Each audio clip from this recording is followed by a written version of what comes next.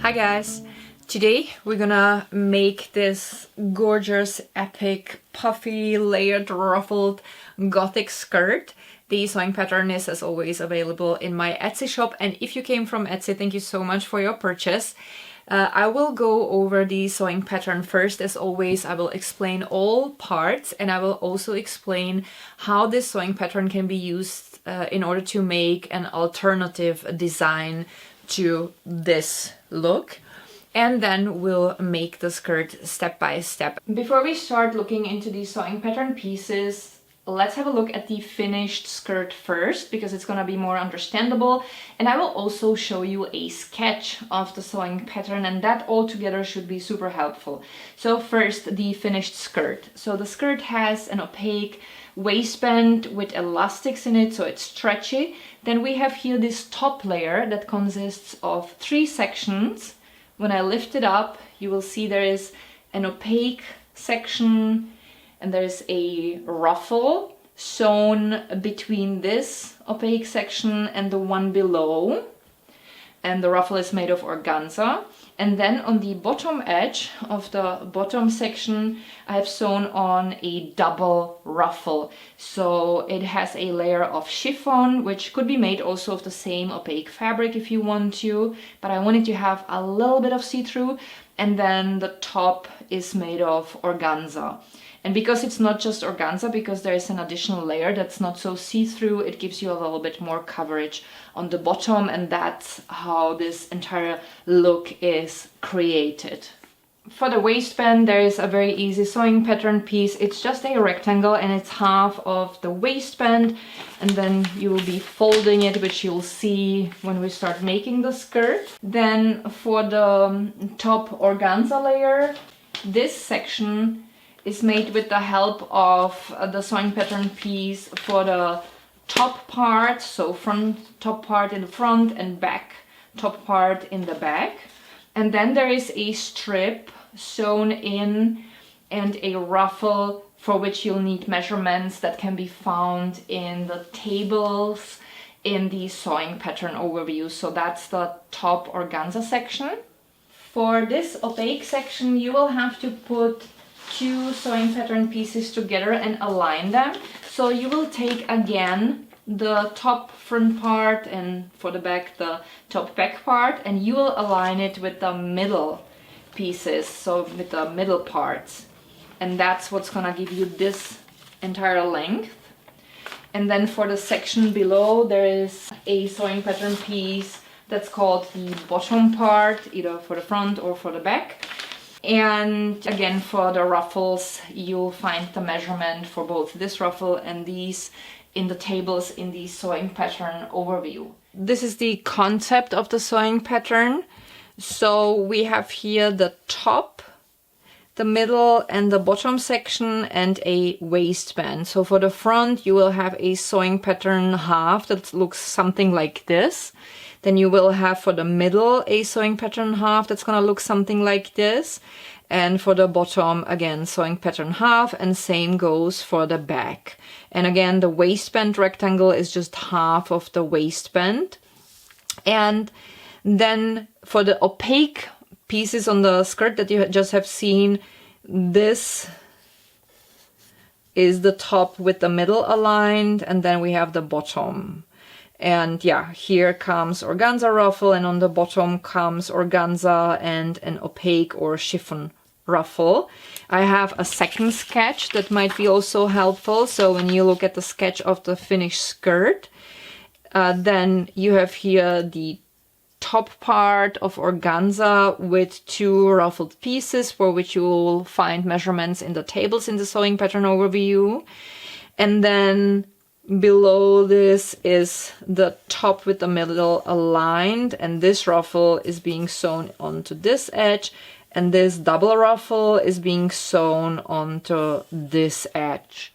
Here we have the sewing pattern. The longer side are the back parts.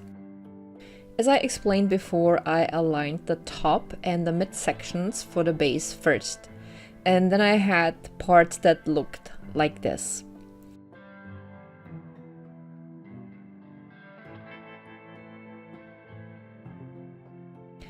I pinned the pieces of the base on one side and I have sewn them together on my serger.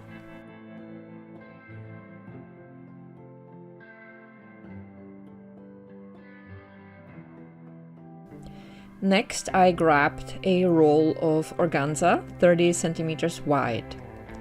I set up the straight stitch on my sewing machine to maximum length. I increased the tension and I used ruffle sewing foot to gather the organza. The measurements for all ruffles are listed in the sewing pattern overview for each size. I unfolded the base and I started pinning the ruffle to the bottom edge.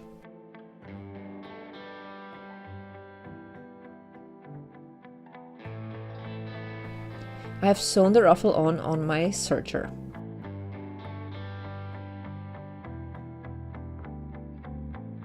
And then I pinned the other side of the base all the way to the bottom, now with the ruffle on, and I went over on my serger.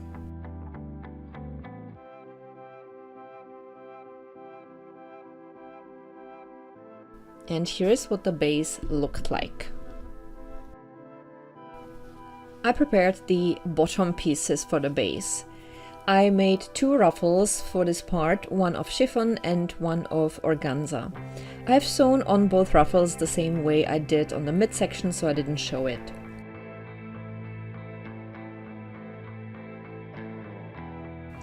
And then I have sewn the bottom section on the base to the midsection and it looked like this. For the top layer of the skirt, I first cut the top skirt sections of organza. I cut out a narrow strip and gathered it the same way I did the ruffles, and I pinned it on the top skirt section like so. And when I have sewn it on my serger, I added the corresponding ruffle.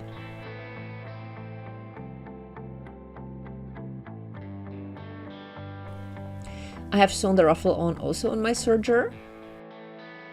And then I pinned the opened side of this section and I have sewn it together on my serger. When that was done, I put it on the top of the base and then it looked like this.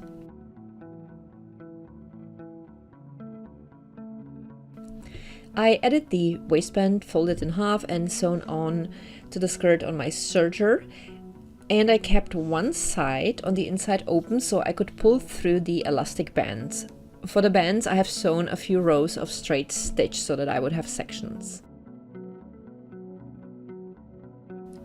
Here is what the finished waistband looked like, and you can see the overlock seam and also the rows I have sewn through for the elastic bands.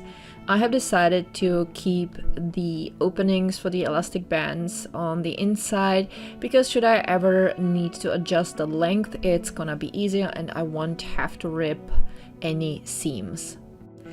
And then the skirt was finished and looked like this.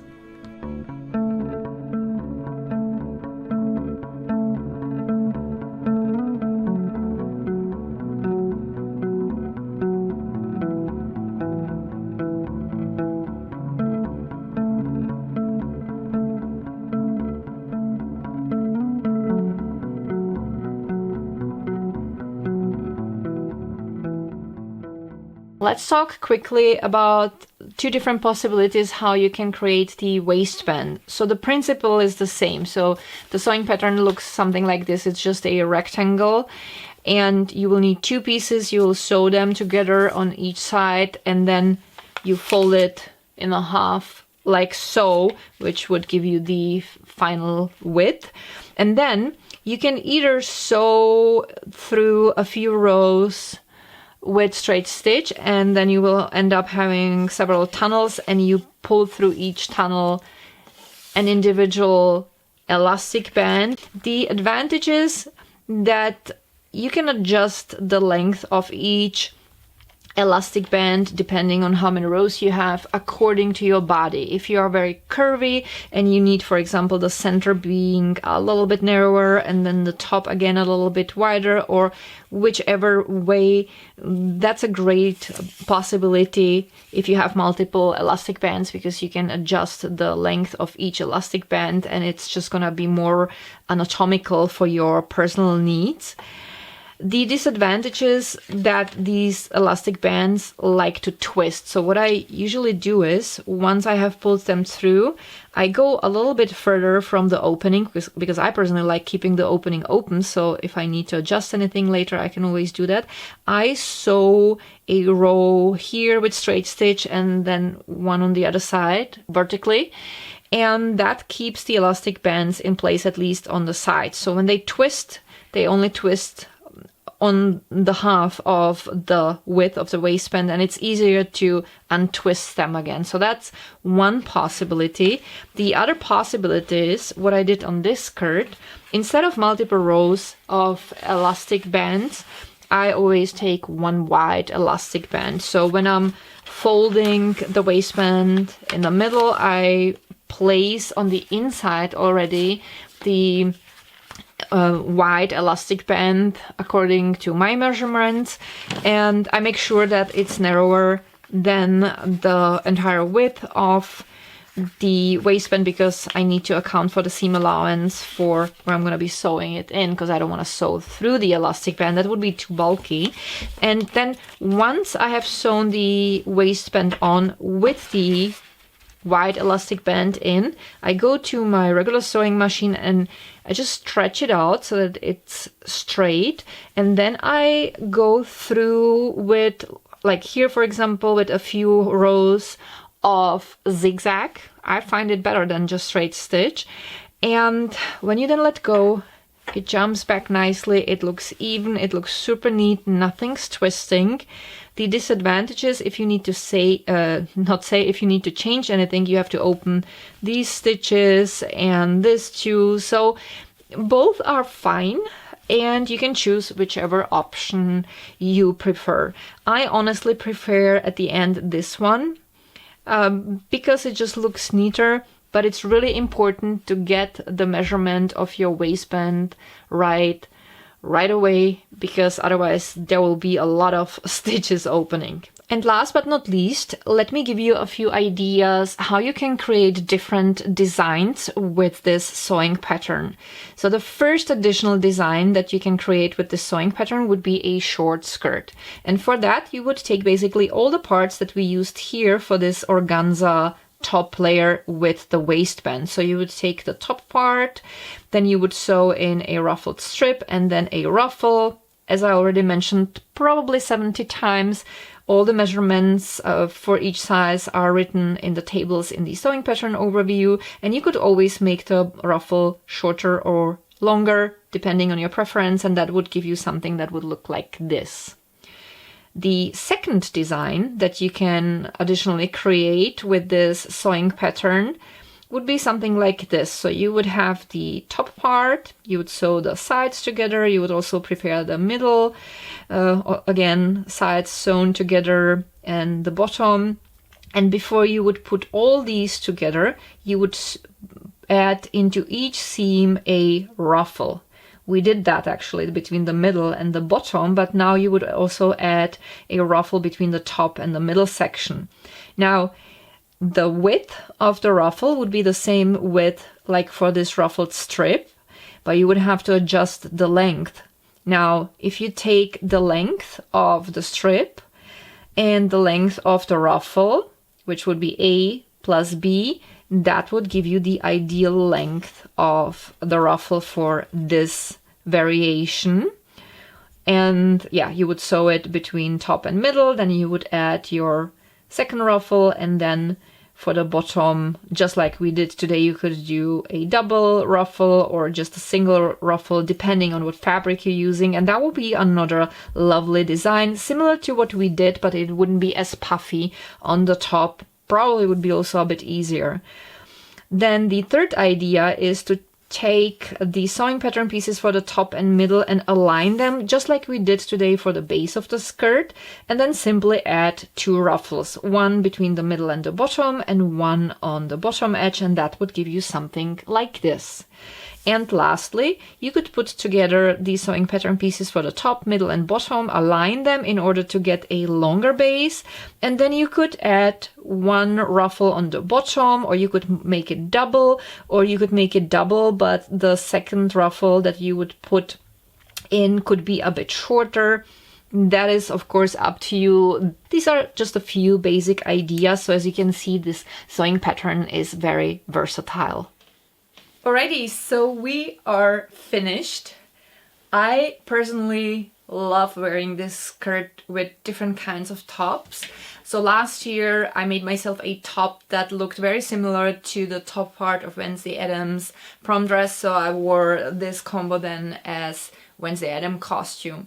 But I keep wearing this skirt throughout the year with different tops. So in the summer I usually had some kind of a bodice with it. So I have a sewing pattern for bodices, so if you're interested, I'll link it down below. I also wore this a lot with a cropped white shirt with black stripes because it kind of goes with the theme, and I usually wear some kind of a white belt with the skirt because since it has elastic bands, it's kind of plain around the waist and it needs something to spice it up. And depending on what look I'm going for, I wear something with gold details or something plain or something dramatic like a studded belt. So it's a lot of fun, and you can definitely try to make different variations of the skirt using this sewing pattern. And once you finished your sewing project, you can always send me photos. I love seeing your work. Thank you so much to everybody who purchased this sewing pattern, and thank you everybody for watching. I appreciate you guys very much, and happy sewing. Bye!